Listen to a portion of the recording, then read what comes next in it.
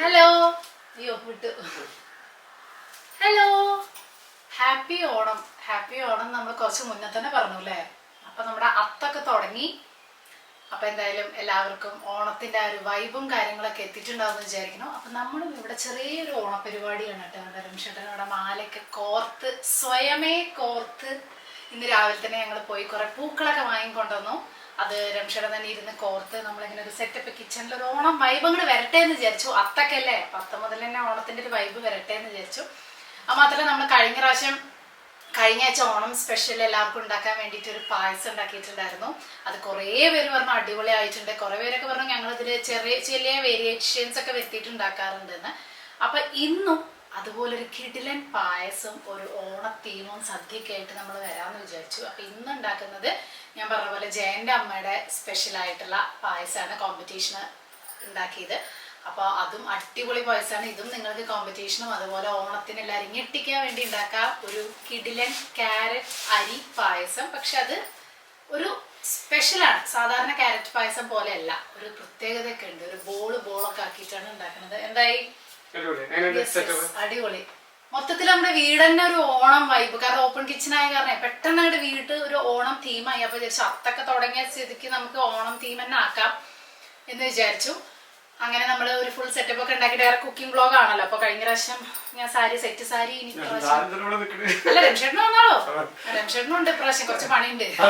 അപ്പൊ ഞാൻ ഫുഡ് വേൾഡിക്ക് വേണ്ടിയിട്ട് അവിയൽ, നമ്മുടെ അവിയലും കാളനും റെസിപ്പീസ് ഒക്കെ ഫുഡ് വേൾഡിൽ ഓൾറെഡി കാണിച്ചാണ്. എന്നാലും ഞാൻ ഇന്ന് അവിയൽ ഉണ്ടാക്കുന്നുണ്ട്. അപ്പൊ ഞാൻ വിചാരിച്ചു ഫുഡ് വേൾഡിക്ക് വേണ്ടി അവിയലും കൂടെ കാണിക്കാം, പ്ലസ് പായസം ഷൂട്ട് ചെയ്യാന്ന്. അപ്പൊ ഇന്ന് സെറ്റ് സാരി കൊടുത്ത് മടുത്ത കാരണം ഞാൻ ഇന്ന് വെറൈറ്റി പിടിച്ചതാണ്. ഓണമായാലും വേറെ ഏത് സാരി നമുക്ക് കൊടുക്കാലോ അല്ലേ. അപ്പൊ ഞാൻ ഈ ഒരു സാരി എടുത്തു. രംഷേട്ടൻ പിന്നെ കുർത്തിയും ഇതൊക്കെ ഇനിയും ഫങ്ഷൻസ് ഓണം സെലിബ്രേഷൻ ഒക്കെ വരുന്നുണ്ട്. അപ്പൊ എടുക്കാന്ന് വിചാരിച്ച് ഇങ്ങനെ ഇരിക്കുകയാണ്. അപ്പൊ നമ്മുടെ തുടങ്ങാം. അല്ല പണിയുണ്ട്. അവിയലിന്റെ കഷ്ണൊക്കെ നിർക്കുന്നുണ്ട്. അപ്പൊ ആദ്യം നമുക്ക് പായസം അങ്ങോട്ട് തുടങ്ങാം. പായസത്തിന്റെ പരിപാടികൾ തുടങ്ങിയിട്ട് ബാക്കിയുള്ളതൊക്കെ തുടങ്ങാം. അപ്പൊ ഫസ്റ്റ് 3 ക്യാരറ്റ് വേണം കേട്ടോ ഈ പായസത്തിന്. നമുക്കിതൊന്ന് പാലൊഴിച്ച് വേവിച്ച് വെക്കാം. അപ്പൊ അതൊന്ന് തണുത്തിട്ടൊക്കെ കുറച്ച് പരിപാടികളൊക്കെ ഉണ്ട്. അപ്പൊ ആദ്യം ഇത് ചെയ്തിട്ടാവും ബാക്കി. അപ്പൊ ക്യാരറ്റ് 3 എണ്ണം മതി കേട്ടോ. ഗ്രേറ്റ് ചെയ്ത് നമ്മള് ഒരു കുക്കറിൽ ഇത് ചെറുതായിട്ട് ഇങ്ങനെ കഷ്ണങ്ങളാക്കി, അങ്ങനെ ഗംഭീര കഷ്ണങ്ങളൊന്നും ആക്കണ്ട, പക്ഷെ ഒന്ന് ചെറിയ കഷ്ണങ്ങളാക്കിയിട്ട് നമുക്ക് വേവിക്കാൻ വെക്കണം. ഒരു 2-3 വിസിൽ വരുമ്പോൾ തന്നെ വെന്തുണ്ടാവും കേട്ടോ. ഇത് വെറുതെ വേവിക്കല്ല, നമ്മൾ പാലിൽ വേണം വേവിക്കാൻ. ഇനി ഇതൊരു 2-3 വിസിൽ വരുത്തി നമുക്കൊന്ന് വേവിച്ചെടുക്കാം കേട്ടോ. 2 വിസിൽ വന്നു. രംഷേട്ടൻ അവിടെ അവിയലിനുള്ള പത്രപ്പാടിലാണ്. അപ്പൊ ഞാൻ വിചാരിച്ചു അവിയലും കൂടെ നമുക്കൊന്ന് എന്തായാലും ഉണ്ടാക്കാം. അപ്പോൾ ഇതിന് വേണ്ടിയിട്ട് നമ്മൾ ക്യാരറ്റും പാലും എടുത്തില്ലേ, അതുപോലെ ഞാനൊരു 1.5 ലിറ്റർ പാല് തിളപ്പിച്ചിട്ടുണ്ട്. ആദ്യമേ തിളപ്പിച്ച് വെച്ചു കേട്ടോ. 1.5 ലിറ്റർ ഒരു വിസിലും കൂടെ വരും. 1 മിനിറ്റ്. 1.5 ലിറ്റർ പാല് തിളപ്പിച്ചിട്ടുണ്ട്. അതിന്നാണ് ഞാൻ 1 ഗ്ലാസ് പാല് ക്യാരറ്റിലേക്ക് ഒഴിച്ചിട്ട് വേവിച്ചത്. അപ്പോൾ മൊത്തത്തിൽ 1.5 ലിറ്റർ പാലാണ് വേണ്ടത് കേട്ടോ. അപ്പൊ അത് അവിടെ റെഡിയായി. ഇനി ഇത് തണുത്ത് ഒന്ന് അരിക്കാനൊക്കെ ഉണ്ട്. എവിടെ രംഷേട്ടൻ അവിടെ തകൃതിയായ പണിയിലാണ്. അപ്പൊ ഇന്ന് നമ്മുടെ വിഭവം എന്ന് പറയുന്നത് ഇന്നൊരു കണ്ണൂർ സ്റ്റൈൽ സദ്യ ആയാലോ. സദ്യ ഒന്നുമില്ല, ചുമ്മാ എന്നാലും ചോറ്, നല്ല ചെമ്മീൻ കറി, അവിയല്, പായസം, ഇത്രയേ ഉള്ളൂ. പിന്നെ കുറെ കൊണ്ടാട്ടങ്ങളൊക്കെ കിട്ടിയിട്ടുണ്ട്, കുറെ കൊണ്ടാട്ടം സംഭവങ്ങളൊക്കെ ഉണ്ട്. അപ്പൊ അതൊക്കെ നമുക്ക് പിന്നെ വേണമെങ്കിൽ വറുക്കാൻ പറ്റും. കുട്ടിക്ക് ഇഷ്ടം. ഇന്നലെ ഞാൻ വറുത്തു. ഇന്നലെ അച്ചാറും എല്ലാം കൂടെ ഒരു സദ്യ വിഭവം പോലെ ഉണ്ടാക്കാൻ ഒരു കൊതി. അത്തായി കഴിഞ്ഞാൽ പിന്നെ അറിയാലോ, ഞാൻ എല്ലാ വീഡിയോയിലും പറയാറുള്ളത് അത്തായി കഴിഞ്ഞാൽ പിന്നെ നമ്മള് പഴം പുഴുങ്ങിയതും പപ്പടും അല്ലേ. പഴം പുഴുങ്ങിയത് എന്താ കഴിച്ച ക്യാരറ്റാ? അല്ല, അയ്യോ അവിയലാണ്. ഞാൻ വിചാരിച്ചറിയാതെ ഉപ്പേരി പോലെയാണോ ഉണ്ടാക്കിയത്. എങ്ങനെയാണ് അവിയൽ ഉണ്ടാക്കാൻ നുറുക്കാൻ പഠിപ്പിക്കുന്നത് അല്ലേ. യെസ്. അപ്പൊ എന്താ ഞാൻ പറഞ്ഞ പറഞ്ഞു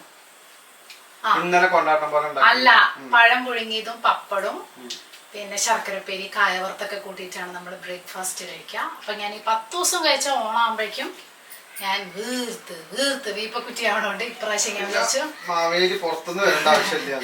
അതുകൊണ്ട് ഞാൻ ഇപ്രാവശ്യം വിചാരിച്ചു അങ്ങനെ എന്നും പഴം പുഴുങ്ങിയത് കഴിക്കണ്ട, ഓണത്തിന്റെ മാത്രം രാവിലെ കഴിക്കാമെന്നുള്ളത്. അപ്പൊ ഞാൻ ചെമ്മീനുള്ള പരിപാടി കണ്ടു. അതിന്റെ സൈഡിൽ കൂടെ എല്ലാ വിഭവവും പറയും. ചെമ്മീൻ എന്തേ ഓണത്തിനിടയ്ക്ക് ഒരു പുട്ട് കച്ചവടം പറഞ്ഞ പോലെ ഇതിനിടെ കൂടെ ഒരു ചെമ്മീൻ ഉണ്ടല്ലേ? ആ അതെ സത്യം, അതിനിടെ കൂടെ ഒരു ചെമ്മീൻ. പക്ഷെ എന്താ പറയാ, മീൻ കഴിക്കാൻ ഒരു കൊതി, കുറച്ച് ദിവസമായി മീൻ കഴിച്ചിട്ട്. പായസം, ഈ പായസം നിങ്ങൾ എന്തായാലും ട്രൈ ചെയ്ത് നോക്കണം കേട്ടോ. ഒരു രക്ഷയില്ലാത്ത പായസമാണ്. കഴിഞ്ഞ പ്രാവശ്യത്തെ പായസം ആരെങ്കിലും ട്രൈ ചെയ്തിട്ടുണ്ടെങ്കിൽ അതിന് എനിക്ക് കമന്റ് ഇടണം, അല്ലെങ്കിൽ ഓണത്തിന് നിങ്ങൾ എന്തായാലും ട്രൈ ചെയ്തിട്ട് കമന്റ് ഇടണം. കാരണം അടിപൊളി പായസമായിരുന്നു. 2 ദിവസം അത് ഫ്രിഡ്ജിൽ വെച്ച് കഴിച്ചപ്പോൾ ഭയങ്കര ടേസ്റ്റ് ആയിരുന്നു കേട്ടോ.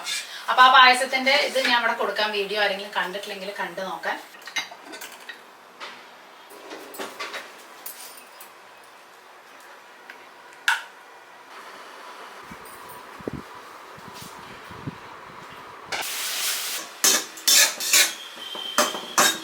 അപ്പൊ ക്യാരറ്റും പാലൊക്കെ ഒന്ന് തണുത്തു. ഇനി നമുക്ക് ഇത് മിക്സിയിൽ ഒന്ന് അടിച്ചെടുക്കാം കേട്ടോ. പാലോട് കൂടി തന്നെ അടിക്കാം.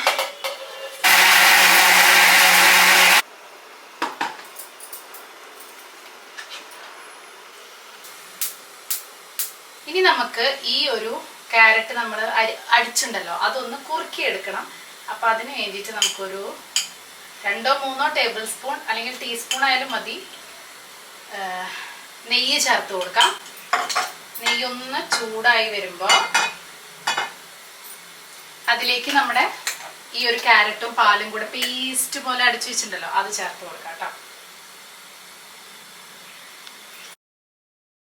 ഇനി ഞാൻ ഇതിലേക്ക് കുറച്ച് കണ്ടൻസ്ഡ് മിൽക്ക് ഒഴിച്ചു കൊടുക്കുകയാണ്, ആ ഒരു ക്യാരറ്റിന് മധുരം കിട്ടാൻ വേണ്ടിയിട്ട്.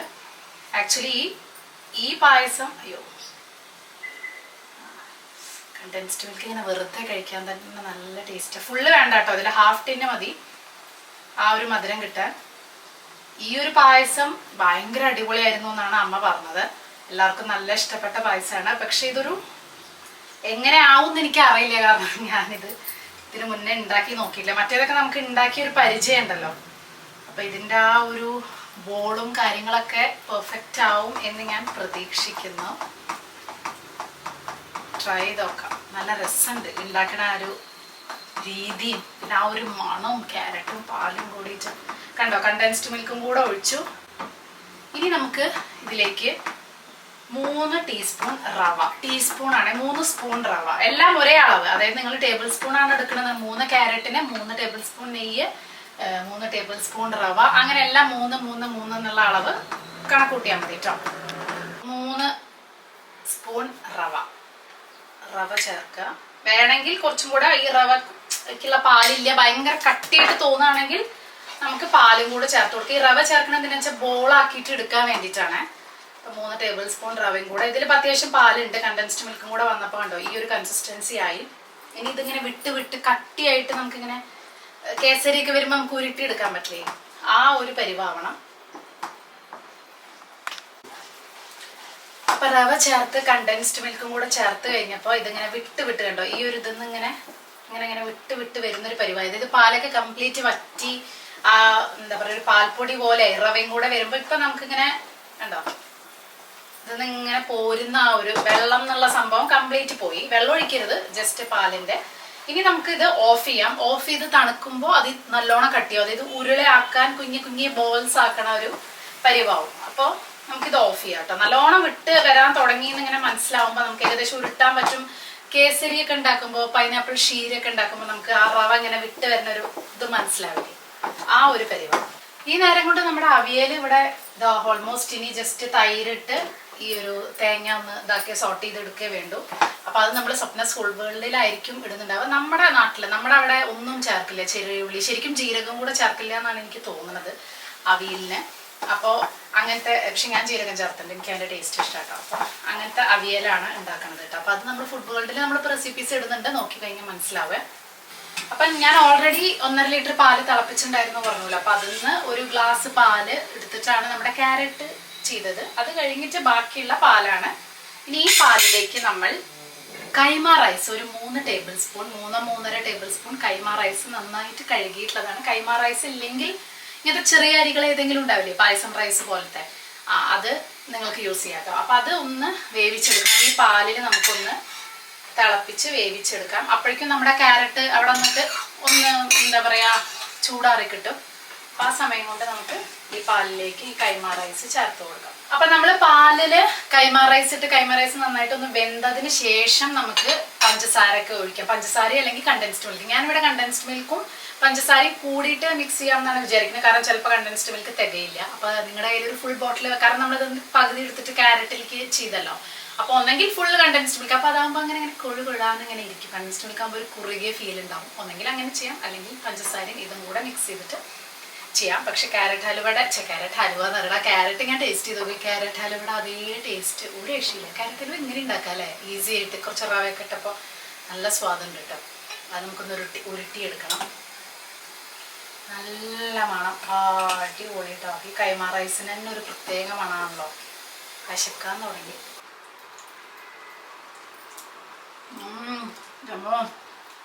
ഒരു രക്ഷയില്ല. ഇത് ഉരുട്ടി മിക്കവാറും ഞാൻ വിഴുങ്ങായിരിക്കും ചെയ്യാതെ തോന്നില്ല. അത് ഉരുട്ടി വെക്കുന്നേക്ക് തോന്നുന്നില്ല. ക്യാരറ്റ് ഹലുവയുടെ അതേ ക്യാരറ്റ് ഹലുവയിൽ നമ്മൾ ഈ മാവ കോയ അതൊക്കെ സംഭവമല്ലേ, മാവയൊക്കെ ഇടില്ലേ, അതേ ടേസ്റ്റ്. ഇത് തണുത്തു. നമ്മുടെ കൈമാ റൈസ് ഇതാ ഓൾമോസ്റ്റ് ആയി പറഞ്ഞാൽ ഒരു 2 മിനിറ്റും കൂടെ. ഞാൻ പഞ്ചസാര ചേർത്തിട്ടില്ല കേട്ടോ. അപ്പോഴേക്കും ഞാൻ ഇതൊന്ന് ഉരുട്ടി വെക്കാമെന്ന് വിചാരിച്ചു. ചെറിയ ബോൾസ് ആയിട്ട് കണ്ടോ, ചെറിയ ബോൾസ് ആയിട്ട് ഉരുട്ടാം. ഇതിൽ ഞാൻ കുറച്ചധികം കണ്ടൻസ്ഡ് മിൽക്ക് വാരിക്കോരി ഒഴിച്ച്, കാരണം ചെറിയൊരു പിടുത്തമുണ്ട് കേട്ടോ. അപ്പോൾ നിങ്ങൾ എത്ര കണ്ടൻസ്ഡ് മിൽക്ക് ഒഴിക്കണം എന്നില്ല. അതായിരിക്കും ഈ പിടുത്തം എന്നാണ് ഞാൻ വിചാരിക്കുന്നത്. അപ്പോൾ അത് കാരണം എനിക്ക് ഇവിടെ എല്ലാവർക്കും ഭയങ്കര ഇഷ്ടമാണ് മധുരം. അപ്പം ഇത്ര മധുരം പക്ഷെ എന്നാലും അധികം മധുരമൊന്നുമില്ല. എന്നാലും ഞാൻ പറയാം, കുറച്ചൊരു ചെറിയൊരു പിടുത്തം. പിന്നെ നെയ്യും കുറച്ച് അധികം ഒഴിച്ചു. നെയ്യിൻ്റെ പിടുത്തവും ഉണ്ട് ചെറുതായിട്ട്. അപ്പം കൈമാ റൈസ് തിളച്ചു, നന്നായി വെന്തു. അപ്പം ഞാൻ ബാക്കിയുള്ള കണ്ടൻസ്ഡ് മിൽക്കും കൂടെ ചേർക്കുകയാണ്. ഇനി ഞാൻ നോക്കട്ടെ മധുരം ഉണ്ടോ എന്നുള്ളത്. മധുരം കുറവാണെങ്കിൽ ഞാൻ പഞ്ചസാരയും കൂടെ ചേർക്കൂട്ടോ.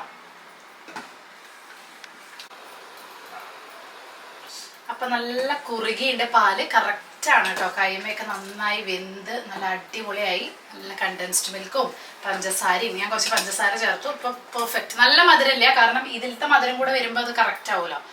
ബോൾസ് കുറച്ച് അധികം ഉണ്ട്, എത്ര വേണമെങ്കിലും ഉരുട്ടി ഇടാം. ഇനി ഈ ബോൾസ് നമ്മൾ ഇതിലേക്ക് ഞാൻ ഓഫ് ചെയ്തിട്ടില്ല. ഇത് ജസ്റ്റ് ഒന്ന് 2 മിനിറ്റ് തിളച്ചതിന് ശേഷം ഓഫ് ചെയ്താൽ മതി. ഈ ബോൾസ് നമുക്ക് ഇതിലേക്ക് ഇടാം. ഇനി ഇത് 2 മിനിറ്റ് ഇളക്കി കൊടുക്കേണ്ട, ഇളക്കി ആകെ കൊളാവും. അപ്പോൾ നമുക്ക് ഇനി ഓരോ ബോൾസ് ആയിട്ട് എടുക്കാൻ കിട്ടും. പിന്നെ നമുക്കിനി ഇതിലേക്ക് നട്ട്സ്. ഇത് ഒരു കോമ്പറ്റീഷനൊക്കെ നമുക്കൊരു വെറൈറ്റി ആയിട്ട് ഉണ്ടാക്കാൻ പറ്റുന്ന ഒരു ഐറ്റം ആയിട്ട് നമുക്ക് കൺസിഡർ ചെയ്യാം. എപ്പോഴും ഉണ്ടാക്കണ ആ ക്യാരറ്റ് പായസത്തിൽ നിന്ന് ഒരു വെറൈറ്റി, അതാണ് ഞാൻ ഉദ്ദേശിച്ചത് കേട്ടോ. അപ്പോൾ ഇനി നമുക്ക് നട്ട്സ്, ഏത് നട്ട്സ് വേണമെങ്കിൽ, പിസ്ത, അണ്ടിപ്പരിപ്പ്, ബദാം ഒക്കെ ഇടാം. അതൊന്ന് ക്രഷ് ചെയ്ത് കൊടുക്കാം. പിന്നെ കുറച്ച് ഏലക്കാപ്പൊടി, ഇത്രയേ ഉള്ളൂ സംഭവം.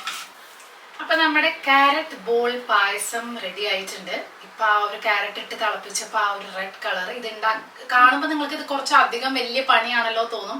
പക്ഷെ സംഭവം ഭയങ്കര എളുപ്പമാണ്. കുറച്ച് പാലില് കൈമാ റൈസ് ഇട്ട് തിളപ്പിക്കുന്ന ആ നേരം കൊണ്ട് ഇവിടെ ഇത് കുറുക്കി എടുക്കുക. പിന്നെ ക്യാരറ്റ് പായസം ഇതേപോലെ തന്നെ ഉണ്ടാക്കുക, പക്ഷെ ഉരുട്ടില്ല എന്ന് മാത്രം. എന്നാലും ഇത് കുറച്ചും കൂടെ ഒരു റിച്ച് ടേസ്റ്റ് ആണ്. അതേപോലെ തന്നെ എന്താ പറയാ, നമുക്ക് ഒരു കോമ്പറ്റീഷനൊക്കെ അതിനും കൂടി വേണ്ടിയിട്ടാണ്. അങ്ങനെ വല്ലതൊക്കെ ഉണ്ടെന്നുണ്ടെങ്കിൽ, അല്ലെങ്കിൽ ആരെങ്കിലും ഗസ്റ്റ് ഒക്കെ വരുമ്പോൾ ഒന്ന് സ്പെഷ്യലായിട്ട് ഒന്ന് നമുക്കൊന്ന് പ്രസന്റ് ചെയ്യണമെങ്കിൽ അടിപൊളിയാട്ടോ. ഞാൻ ടേസ്റ്റ് ചെയ്തിട്ട് ഒന്നും കൂടെ പറഞ്ഞുതരാം.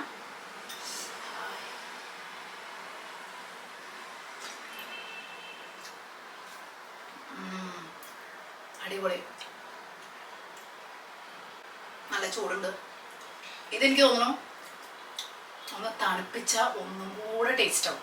കാരണം ഒരു പുഡിങ്ങിൻ്റെ ഒക്കെ ഒരു ടേസ്റ്റ് ഫീൽ ചെയ്യുന്നുണ്ട് കേട്ടോ.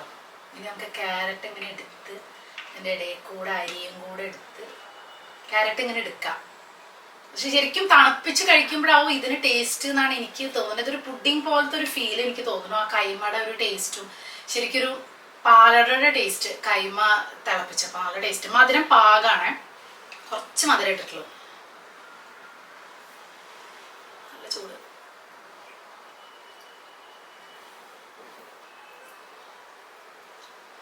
അടിപൊളി. ഈ ക്യാരറ്റ് ഇങ്ങനെ എടുത്ത് ഇതിന്റെ കൂടെ അരിയുടെ കൂടെ കഴിക്കണം കേട്ടോ, അപ്പോഴാണ് ആ ടേസ്റ്റ്. അപ്പൊ ക്യാരറ്റ് ഹലുവ അരിയിലിട്ട് കഴിക്കുന്ന പോലെ. ഇത് ശരിക്കും പറഞ്ഞാൽ ഇവിടത്തെ ഖീറിന്റെ ഒരു ടേസ്റ്റ്. കാരണം റബഡിയുടെയും ഇവിടത്തെ ഖീർ ഉണ്ടാക്കുമ്പോൾ ഇങ്ങനത്തെ ടൈപ്പ് ഓഫ് അരി ഉണ്ടാവുക, കുഞ്ഞ അരിയാണ്. ആ ഒരു ഖീറിന്റെ ടേസ്റ്റ്, അതിലൊരു ക്യാരറ്റ് കഴിക്കുന്ന ടേസ്റ്റ് തീർച്ചയായിട്ടും ഉണ്ടാക്കി വെക്കണം. ഒരു വെറൈറ്റി. കഴിഞ്ഞ വീഡിയോയിലത്തെ ചക്കയും ഉണ്ടാക്കി നോക്കണം. രണ്ടും അടിപൊളിയാണ്. അപ്പം എന്തായാലും നമ്മുടെ ഇപ്രാവശ്യത്തെ 2 സ്പെഷ്യൽ ഓണം പായസങ്ങൾ റെഡി ആയിട്ടുണ്ട്. തീർച്ചയായിട്ടും നിങ്ങൾ ഇപ്രാവശ്യത്തെ ഓണത്തിന് ഇതൊന്ന് ഉണ്ടാക്കി നോക്കുമെന്ന് ഞാൻ വിചാരിക്കുന്നു. അപ്പോൾ ഓണം ഒന്നങ്ങോട്ട് വന്നു, ഓണത്തിൻ്റെ ഒരു കളറും വൈബൊക്കെ നമ്മുടെ വീഡിയോയിലൂടെ വന്നു എന്ന് വിചാരിക്കുന്നു കേട്ടോ. അപ്പോൾ തൽക്കാലം അത്രയേ ഉള്ളൂ. ബൈ.